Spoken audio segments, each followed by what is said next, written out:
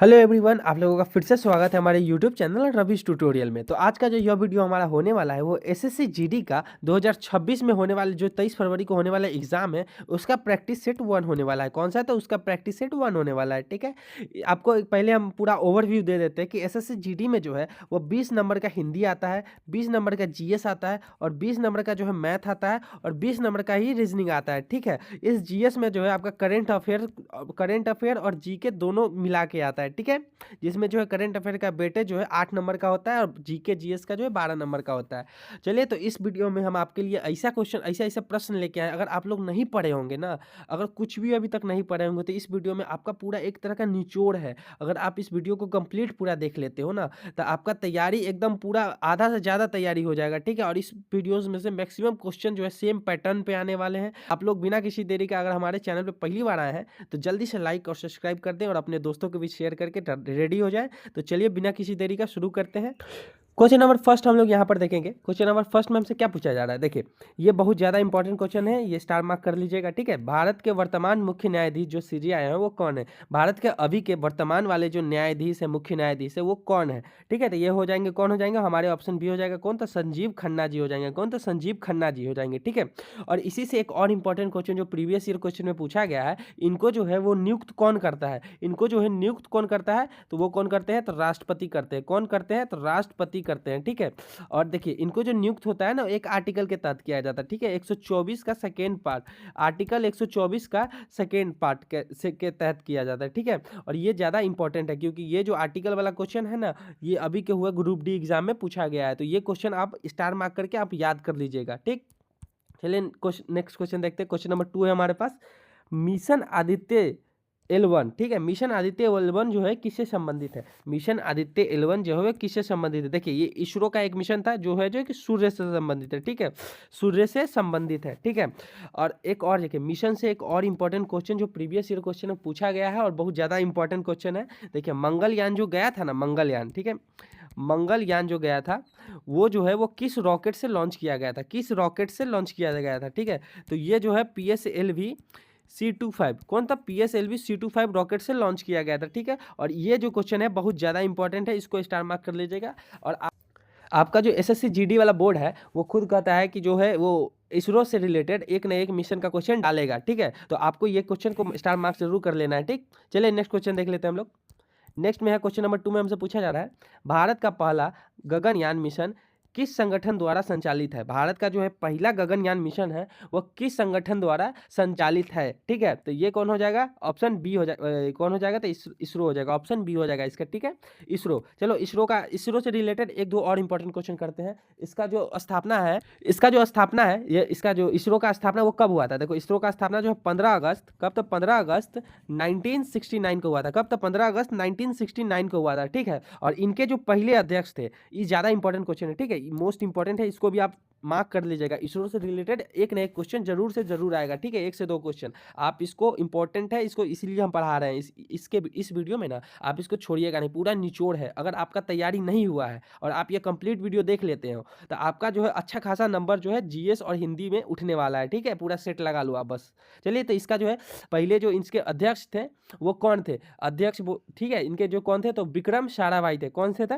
देखो कौन थे? तो विक्रम साराभाई थे। कौन थे? विक्रम साराभाई। ठीक है, चलिए नेक्स्ट क्वेश्चन हम लोग यहाँ पर देख लेते हैं। ठीक है, अगर आप लोग देखिए आप हमारे साथ अगर क्वेश्चन का प्रैक्टिस कर रहे हैं तो आप लोग कमेंट में अपना आंसर जरूर देते रहें। ठीक, इससे क्या होगा? आपका प्रैक्टिस ना दुगुना स्पीड बढ़ जाएगा। ठीक है, मेरे देखो हम जो है क्वेश्चन पूरा एक्सप्लेन करते हैं, आपको एक्सप्लेन करने का जरूरत नहीं है। आप लोग डायरेक्ट कमेंट में ABCD हमसे पहले दे दीजिए। ठीक है, चलिए क्वेश्चन नंबर ये देख लेते हैं, संविधान से रिलेटेड जो है 2 से 3 क्वेश्चन आपको आपके एग्जाम में देखने को मिलेंगे ही, तो मिलेंगे ही। ठीक है, क्वेश्चन नंबर 4 हम लोग यहाँ पे देखते हैं, संविधान का कौन सा अनुच्छेद जो है वो समानता का अधिकार देता है? ठीक है, कौन सा अनुच्छेद जो है वो समानता का अधिकार देता है? ठीक है, तो ये जो हो जाएगा कौन? तो अनुच्छेद 14। कौन? तो अनुच्छेद 14 देता है। ठीक है, कौन सा? तो अनुच्छेद 14 देता है। चलिए हम लोग अनुच्छेद से 2-4 इंपॉर्टेंट क्वेश्चन कर लेते हैं। ठीक है, इसमें जो पहला क्वेश्चन है कि देखो हमारा जो फंडामेंटल राइट है, ठीक है, मतलब हमारा जो मौलिक अधिकार है फंडामेंटल, ठीक है, फंडामेंटल, एक मिनट, हमारा जो मौलिक अधिकार है, ठीक है, कौन? तो मौलिक अधिकार, वो किस अनुच्छेद तक है, किस अनुच्छेद से किस, तो वो 12 से लेके 35 आर्टिकल तक है। कौन सा था? 35। 12 से लेके 35 आर्टिकल तक है, ठीक है। और एक और क्वेश्चन यहाँ पे आ जाता है, ये जो हमारा मौलिक अधिकार है वो किस देश से लिया गया है, किस देश से लिया गया है, ठीक है। ये क्यों? तो यूएसए से लिया गया है। किस देश से? तो यूएसए से, मतलब यूएसएस से लिया गया है, ठीक है। और ये जो है आपका प्रीवियस ईयर क्वेश्चन में पूछा गया है एसएससी जीडी का, तो इसको आप स्टार मार्क कर लीजिएगा। और ये क्वेश्चन जो हम आपको एक्सप्लेन कर रहे हैं आप छोड़िएगा नहीं, ठीक है। क्वेश्चन नंबर 5 हम लोग यहाँ पर देखते हैं। क्वेश्चन नंबर 5 में हमसे क्या पूछा जा रहा है? 2024-25 में भारत का सबसे बड़ा व्यापारिक भागीदार कौन सा देश है? देखो 2024 से 25 में जो है भारत का सबसे बड़ा व्यापारिक भागीदार जो है वो कौन सा देश है? कौन सा देश है? तो ये जो इसका आंसर अगर आपको पता है तो आप कमेंट में जरूर दें, हम तो आपको बताएंगे। इसका जो सही आंसर हो जाएगा कौन? ऑप्शन बी हो जाएगा। कौन? तो चाइना हो जाएगा। कौन? तो चाइना हो जाएगा, ठीक है। चलिए क्वेश्चन नंबर नेक्स्ट हम लोग यहाँ पर देख लेते हैं। क्वेश्चन नंबर 6 में हमसे देखेंगे, हर घर जल मिशन, हर घर जल मिशन जो है किस मंत्रालय से संबंधित है? देखो हर घर जल मिशन जो है वो जल शक्ति मंत्रालय से, किससे? तो जल शक्ति मंत्रालय से संबंधित है, ठीक है। चलिए नेक्स्ट क्वेश्चन नंबर 7 हम लोग यहाँ पर देखेंगे। हमसे पूछा जा रहा है भारत का राष्ट्रीय पशु कौन सा है? कौन सी है? भारत का राष्ट्रीय पशु कौन सा है, ठीक है। पशु सबको पता है कौन सा? बाघ होता है। कौन सा? तो बाघ, ऑप्शन सी इसका करेक्ट हो जाएगा, ठीक है। इसी में अगर हमसे आपसे अगर पक्षी पूछ देता है, पक्षी क्या आता है? मोर होगा। क्या था? मोर होगा, ठीक है। पक्षी मोर होगा, ठीक है। अगर वृक्ष, क्या चीज? तो अगर वृक्ष पूछ देता, क्या चीज? तो वृक्ष पूछ देता, वो क्या हो जाता? तो बनियान हो जाता। क्या हो जाता? बरगद, सॉरी बरगद हो जाता, ठीक है। कौन था? बरगद का पेड़, ठीक है। बरगद का पेड़, ठीक है। चलिए नेक्स्ट क्वेश्चन हम लोग यहाँ पर देख लेते हैं। नेक्स्ट क्वेश्चन में 8 आ गया हमारे पास। क्वेश्चन नंबर 8 में हमसे पूछा जा रहा है ऑपरेशन सिंदूर जो है वो किससे संबंधित है? ऑपरेशन सिंदूर जो है वो किससे संबंधित है? देखो हाल ही में जो घटना हुआ था 2025 में, कौन से? पहलगाम अटैक, उससे संबंधित नक्सलियों के विरोधी अभियान है। कौन था? नक्सल के विरोध अभियान शुरू किया गया था, उससे है, ठीक है। और ये एक बार अटैक हुआ था, ठीक है, पाकिस्तान में। क्वेश्चन नंबर 9 हमारे पास आ गया है। क्वेश्चन नंबर 9 भी बहुत ज़्यादा इंपॉर्टेंट क्वेश्चन है, आप लोग इसको स्टार मार्क कर लीजिएगा, ठीक है। इसमें हमसे क्या पूछा जा रहा है? देखिए भारतीय संविधान का जो है, संविधान पे किस देश से के संविधान से सबसे अधिक प्रभावित किया गया, मतलब सबसे कौन से देश के संविधान का जो है भारत के संविधान पर जो है सबसे अधिक प्रभावित हुआ है, मतलब प्रभाव पड़ा है, ठीक है। कौन से देश? तो ऑप्शन बी हो जाएगा इसका, ठीक है। क्या? तो ब्रिटेन का प्रभाव पड़ा है, ठीक है। आप सबके लिए एक क्वेश्चन हम देके जा रहे हैं और वो क्वेश्चन आप सही मानिएगा पिछले बार पूछा गया है, ठीक है। भारत के संविधान, देखो संविधान जो है हमारा भारत का संविधान, उस पर जो है वो कौन से एक्ट का जो है सबसे अधिक प्रभाव पड़ा है? कौन से एक्ट का जो है सबसे अधिक प्रभाव पड़ा है, ठीक है। इसका आंसर आप लोग कमेंट में बताइएगा। क्या चीज में? तो कमेंट में बताइएगा, ठीक है, भूलिएगा मत। चलिए नेक्स्ट क्वेश्चन नंबर 10 हम लोग यहाँ पर देख लेते हैं। क्वेश्चन नंबर 10 में हमसे क्या पूछा जा रहा है? देखो 2024 के ओलंपिक खेलों का आयोजन कहाँ हुआ था? देखो 2024 में ओलंपिक क्या होता है? 4-4 साल पे होता है। क्या थी? 4-4 साल पे। अभी 2024 में हुआ है तो 2028 में होगा। कितना था? 2028 में होगा, ठीक है। तो देखो 2024 में जो है ओलंपिक का खेलों का आयोजन कहाँ हुआ था? कहाँ हुआ था? तो ये फ्रांस में हुआ था। कहाँ था? फ्रांस, ठीक है। कहाँ? तो फ्रांस में हुआ था, ठीक है। तो फ्रांस कहाँ है? तो पेरिस कहाँ है? तो फ्रांस में होगा। ऑप्शन सी इसका करेक्ट आंसर हो जाएगा, ठीक है। और 2028 में जो होने वाला है ओलंपिक, उसको लिए बोला जा रहा है कि वो कहाँ पर यह होगा? तो वो होगा कहाँ? तो लॉस एंजलिस। कहाँ? तो लॉस एंजलिस में होगा, ठीक है। तो इसके लिए चले नेक्स्ट क्वेश्चन नंबर 11 में हम लोग यहाँ पर आ गए हैं। इसमें देखते हैं भारत का सबसे बड़ा राज्य जो है क्षेत्रफल के अनुसार कौन सा है? भारत का सबसे बड़ा राज्य क्षेत्रफल के हिसाब से वो कौन सा है? देखो क्षेत्रफल के हिसाब से देखोगे तो ऑप्शन डी आ जाएगा। कौन सा? तो राजस्थान आ जाएगा। और लेकिन अगर हम लोग यहाँ पे जनसंख्या के हिसाब से देखेंगे तो ऑप्शन सी आ जाएगा, ठीक है। लेकिन इसमें हमारा ऑप्शन डी करेक्ट आंसर है। जनसंख्या के हिसाब से कौन होगा? तो उत्तर प्रदेश हो जाएगा। कौन? तो उत्तर प्रदेश हो जाएगा, ठीक है। चलिए नेक्स्ट क्वेश्चन देख लेते हैं हम लोग। नेक्स्ट क्वेश्चन हमारे पास क्या आ गया? देखिए नाटो का जो मुख्यालय है वो कहाँ स्थित है? नाटो क्या है? तो ये एक यूरोपीय कंट्री का एक ग्रुप है, ठीक है। इसका जो मुख्यालय वो कहाँ है? तो ब्रुसेल्स में, ब्रुसेल्स ब्राजील। कहाँ? तो ब्रुसेल्स ब्राजील में है, ठीक है। और नाटो का जो है कब संगठित, देखो नाटो का कितने सदस्य, सॉरी संगठित नहीं, नाटो के कुल कितने सदस्य हैं? तो नाटो के कुल कितने? तो 32 सदस्य। कितने? तो 32 सदस्य। कितने? तो 32 सदस्य हैं, ठीक है। इसको आप याद कर लीजिएगा, ये भी बहुत ज्यादा इंपॉर्टेंट क्वेश्चन बन गया है, ठीक है। चलिए नेक्स्ट क्वेश्चन देखते हैं। क्वेश्चन नंबर 13 हमारे पास आ गया। वसुधैव कुटुंबकम का अर्थ क्या है? वसुधैव कुटुंबकम का अर्थ क्या है? ऑप्शन बी हो जाएगा इसका। विश्व हमारा जो है परिवार, विश्व एक परिवार है। क्या है? विश्व एक परिवार है, ठीक है। नेक्स्ट क्वेश्चन नंबर 13 हम लोग यहाँ पर देखेंगे। क्वेश्चन नंबर 14 हमारे पास आ गया है। भारत में जनगणना कितने वर्ष की होती है? देखो भारत में जो जनगणना है प्रत्येक 10 वर्ष, कितने? तो 10 वर्ष के अंतराल में होती है, ठीक है। और इससे एक और इंपॉर्टेंट क्वेश्चन जो पिछले बार क्वेश्चन में पूछा गया था, पिछले बार के कॉम्पिटेटिव एग्जाम में पूछा गया था कि भारत का जो है पहला कौन सा था? पहला जनगणना कब हुआ था? भारत का जो है वो पहला जनगणना जो है वो कब हुआ था? तो पहला जनगणना जो 1872 में हुआ था। कौन से था? 1872 में हुआ था, लॉर्ड मेयो के काल में। कौन से? तो लॉर्ड मेयो के काल में, ठीक है। लॉर्ड मेयो के काल में हुआ था। और कौन से? तो 1872 में हुआ था, ठीक है। है। लेकिन आपको एक और कुछ ध्यान में रखना है कि देखो, नियम सहित मतलब नियम से अगर पूछा जाए कि नियम से पहला जनगणना मतलब अच्छा से नियम से कब हुआ था, नियम से अगर पूछा जाए तो 1881 में हुआ था। कब था? 1881 में हुआ था, ठीक है। उसके बाद से प्रत्येक 10 वर्ष बाद जो है यह जनगणना कराया जाता है, ठीक है। जनगणना से एक न एक क्वेश्चन आपके एसएससी जीडी के एग्जाम में जरूर रहेगा, ठीक है। तो आप लोग यह क्वेश्चन को भूलिएगा नहीं और हल्का में मत लीजिएगा। चलिए, अगर आप लोग हमारे यहाँ तक वीडियो देख लिए तो एक लाइक और सब्सक्राइब जरूर कर दें और अपने दोस्तों के बीच शेयर भी कर दें। चलिए नेक्स्ट क्वेश्चन देख लेते हैं। क्वेश्चन नंबर 15 आ गया हमारे पास। क्वेश्चन नंबर 15 में हमसे क्या पूछा जा रहा है? देखिए, आईएनएस विक्रांत क्या है? देखो, आईएनएस विक्रांत एक क्या है? तो ये देखो, ऑप्शन सी इसका क्या हो जाएगा? विमान वाहक पोत है। क्या चाहिए? विमान वाहक पोत है, ठीक है, विमान वाहक पोत है। चलिए नेक्स्ट क्वेश्चन देख लेते हैं। क्वेश्चन नंबर 16 हमारे पास आ गया है। इसमें हमसे क्या पूछा जा रहा है? देखिए, 2024-25 में भारत की मुद्रा नीति किस संस्था द्वारा तय की जाती है? देखो, 2024 से 25 में जो है भारत की मुद्रा नीति जो है वो कौन से संस्था द्वारा तय की जाती है, ठीक है, कौन से संस्था द्वारा तय की जाती है? तो इसका आंसर हो जाएगा कौन सा? तो ऑप्शन बी हो जाएगा, आरबीआई के द्वारा रेगुलेट किया जा रहा है। किसके द्वारा? तो आरबीआई के द्वारा रेगुलेट किया जा रहा है, ठीक है। आपको एक और चीज, आरबीआई से रिलेटेड एक और इंपॉर्टेंट क्वेश्चन जो प्रीवियस ईयर क्वेश्चन में पूछा गया है और आने वाले एग्जाम जो आपके 23 फरवरी का जो आपका पेपर है उसमें भी पूछा जा सकता है, ठीक है। 23 फरवरी जो आपका पेपर है उसमें भी पूछा जा सकता है, हाई चांस है इसका, कि आरबीआई कब बना, मतलब इसका जो स्थापना 1935 को हुआ था। कब इसका स्थापना हुआ था? तो 1935 को हुआ था, ठीक है। और देखो, इसका एक और बात है, ठीक है, इसका एक और है, जो इसका जो पहले अध्यक्ष थे, मतलब पहला जो इनके अध्यक्ष थे वो कौन थे, मतलब वो कौन थे? तो इनका जो हो जाएगा कौन? तो सर ऑसबोर्न, मतलब ऑसबॉर्न स्मिथ थे। कौन? तो सर ऑसबॉर्न स्मिथ थे। कौन? तो बॉर्न स्मिथ थे, ठीक है, स्मिथ, ठीक है, आप स्मिथ लिख लीजिएगा। सर ऑसबॉर्न स्मिथ थे, ठीक है। और वर्तमान में कौन है? वर्तमान अभी आपका करंट अफेयर में ये भी पूछ सकता है कि अभी के कौन है, ठीक है। अभी के कौन है? तो संजय मल्होत्रा है, ठीक है। अभी के कौन है? तो संजय मल्होत्रा है, ठीक है, संजय मल्होत्रा, ठीक है। चलिए नेक्स्ट क्वेश्चन हम लोग ये सब को आप नोट करके स्टार मार्क कर लीजिएगा, ठीक है। ये सब आपके एग्जाम पर्सपेक्टिव से करंट अफेयर का ये क्वेश्चन हो गया और ये आपका जीएस का क्वेश्चन हो गया, ठीक है। ये दोनों क्वेश्चन बहुत इंपॉर्टेंट है और बहुत बार क्वेश्चन एग्जाम में रिपीट किया गया है, ठीक है। चलिए नेक्स्ट 17 नंबर क्वेश्चन हम लोग यहाँ पर देखेंगे। इसमें हमसे पूछा जा रहा है, ग्रीन हाइड्रोजन मिशन किस उद्देश्य से शुरू किया? ग्रीन हाइड्रोजन मिशन जो है किस उद्देश्य से शुरू किया गया है? तो इसका ऑप्शन बी हो जाएगा कौन? तो स्वच्छ ऊर्जा के उद्देश्य से शुरू किया गया है, ठीक है।